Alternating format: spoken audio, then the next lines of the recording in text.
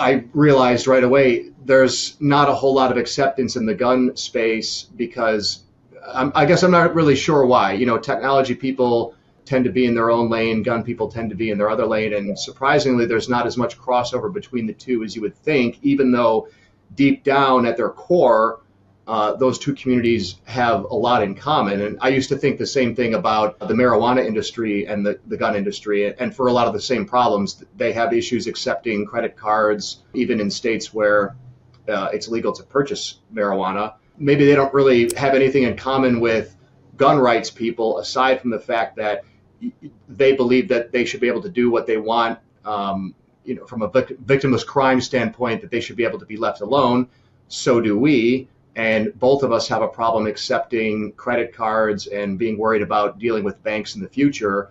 And so they're looking for ways around it, and we're also looking for ways around it. And then here's these Bitcoin people that may not have anything in common, but it's like a three-circle Venn diagram. There's that middle section where, there's people who are into guns, there's people who are into marijuana. Again, like whether you like that or not, it doesn't really matter. It's just the nature of the market.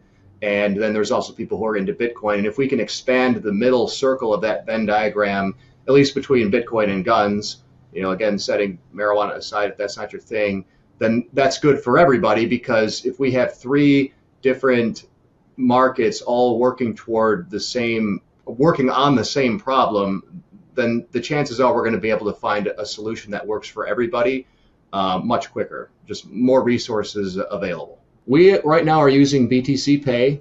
We are not running our own server. It is on a hosted server, but it's a secure server that we're happy with. We have thought about running our own server. That comes with some technology issues that on a day-to-day basis, I'm not an IT guy, and we don't have an IT guy, so I've been sort of reluctant to stick my toe in that water unless I know it's something that I can set up and walk away from and have just work and not have to worry about. But we're using BTC Pay server. We're running it on a Ronin Dojo node, and I have one of those also at my house. A couple of my employees have them as well. Actually, got them nodes as a Christmas gift 3 years ago. The proliferation of social media technology, while horrible in a lot of ways, has connected groups of people that might never otherwise have anything in common or be able to talk to each other. And so, you're seeing, like a little personal anecdote. I do a number of things. I'm a black belt in jiu-jitsu. I lift weights, but I also do hot yoga a couple days a week. And the place I do it at, I live, as you probably know, in Oakland County, which is extremely liberal, and the studio I train at is in a very liberal area. And I would say probably 95% of the people who train there are moderately to very liberal. However, I have had many conversations over the last 6 to 8 months with people who I thought I would have maybe nothing in common with. And you start talking to them a little bit about, they ask you what you do and what you do in your free time. And so I talk about, I've been doing jiu-jitsu for 20 years. I know all about self-defense. I teach it for a living practically. And, oh, by the way, I also am in the firearms industry. And so I see it from that perspective where, I won a world championship in 2015. And even with all that skill and training, all that stuff, there's always somebody bigger, there's always somebody stronger, there's always somebody faster, there's always somebody that knows more. That's why I carry a gun. You see the wheels start turning in their head a little bit when you have those conversations where you're talking to a group of predominantly women about self-defense, and we're talking about teaching a women's self-defense class, and then you start talking about firearms, and you see the wheels turning, and they say, oh yeah, you're right, that's a great idea, maybe I should look into that. And so even though we may disagree on almost everything else, you can start to slowly red pill them on things that make sense from their perspective. And then maybe you have conversations later on about other topics, and you can kind of wade your way in there. So I would say on Twitter, I'm not the best at that. I'm better with ridicule and humiliation and being very condescending and those kinds of things. But I try to use those two personalities where I see them best fit. And Twitter, for all the things it's great at, it's not great at changing people's minds. You only have a certain amount of characters to do it in, so you got to squeeze your point in there, and then you got to squeeze in some kind of little like retort or reply, and it just never really seems to go anywhere. In person, I feel like I could sit down and have dinner with just about anybody, and by the end of it, convince them that they should probably own a gun.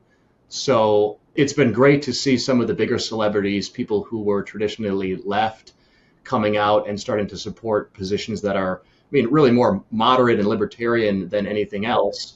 But, gun ownership, especially with everything that's going on around the world, seems to be something that even people on the left are seeing the importance of. How have we gone this far off the rails where people are out there just clamoring for government and people to run their lives? I think it's one of the major issues is a simple competency problem for your average individual. So we've more or less outsourced everything important in our lives to somebody else or someplace else. And I grew up a little bit differently. I'm in Novi, but back when I lived here when I was younger, it was a smaller city. My parents, they have their own water well, they have their own septic system. My dad's an engineer, so he was always fixing stuff around the house. If the septic pump broke, my dad was up fixing the septic pump at 11 p.m. because we had to take a shower the next morning.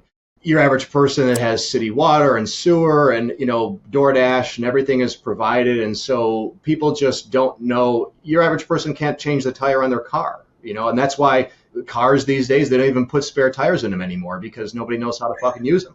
So I think that's a big problem, is that the easier you make it for people to live their daily lives, the more they'll become reliant upon that, and the more resistant they will be to anybody trying to upset that balance. And so government has sort of installed itself as, well, we will raise your kids by getting them into school as early as possible. In Michigan, they want to feed your kids as well in school with this garbage food that you really shouldn't be even giving to prisoners, let alone kids. But they tout it as this big win. Now mommy and daddy can both have 60-hour-a-week jobs because, you can just drop your kid off at 6 a.m. when he's 4 years old at pre-K, and then, come back at like 6 p.m.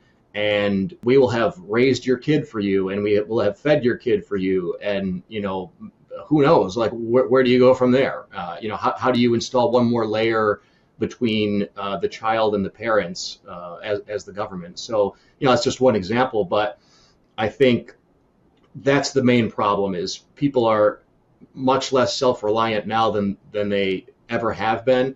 And for sure, that's produced some great things for society. Like, I'm not a Luddite, I'm not going to go live like Ted Kaczynski in a cabin or anything like that. There are some parts about that sound glamorous, to be sure. But, I live in a modern house. I'm not, I have apps on my phone, like I fully embrace the modern world, but I do have solar panels. I have, a battery backup. I have a generator system. All that stuff I installed myself because I wanted to learn how to do it. I wanted to know how it worked in case it breaks down. I don't have to call somebody to come and repair it. I've always driven used cars, and I find great deals. You can buy some really cool, fast stuff if you're willing to do your own work. And not only do you have a lot more fun, but you learn along the way. And now not only can I repair cars, but I can fix, the broken dishwasher. I can repair something around the house without having to call a repairman or, buy something brand new. So I think that's the biggest problem, is people are just very accepting of the idea that government is here and they have a solution. And so we might as well just go with that and not try to reinvent anything of our own or try to learn how to do it ourselves. But as we know, there's no free lunch. It's just like, Facebook and the social media apps, they're not free. They're free because they're getting your data and they're reselling your data to somebody else, and that's how they're making revenue.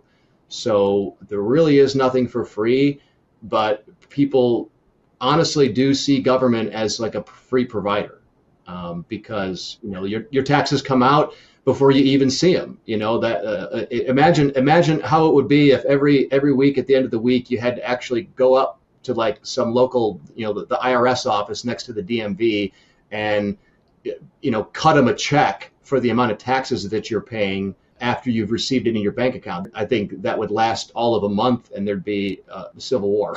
I think people would lose their minds, but it's just out of sight, out of mind. And, unfortunately, I think it's probably not getting much better, but, with the proliferation of technology, there are more people who are connecting that see it from the other side, that people are coming up with better solutions on their own.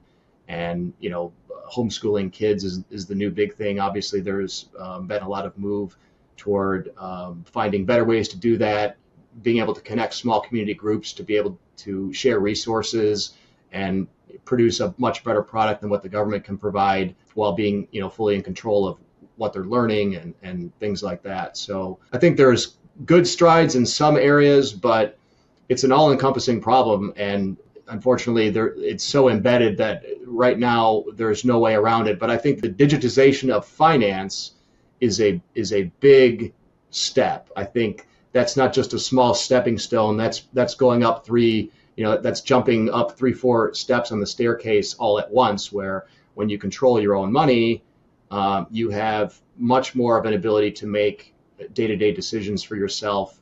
So I think the sooner that happens, the better. And that's, I think, going to wake a lot of people up who really haven't thought about it at all. Central bank digital currencies, it's like, so you're going to put the government in charge of, there's like one weapons manufacturer and it's the government AR-15 company. And now you got to buy your AR-15 from the government. Like none of you would ever think that was a good idea. Some of you stupidly thought that was a good idea with health insurance and healthcare, and look how that's been going, and not just here but most other places around the world. Look at the UK. I mean, it's a nightmare. I mean, look at Canada. You and I are not that far from Canada, and I talk to people all the time who have been on waiting lists for months to get an MRI that I could get in 20 minutes here if I wanted to. And yeah, I might have to pay a little bit for it, but it's gettable, and I can go do it without having to ask anybody for permission. So yeah, there's a lot there for sure. If you like that clip, then you definitely got to check out this next spicy clip. I think you're really going to like it. Come on, check it out. But if you want the full version, the full interview, check that out over here. Come on, do it. I'll see you in there.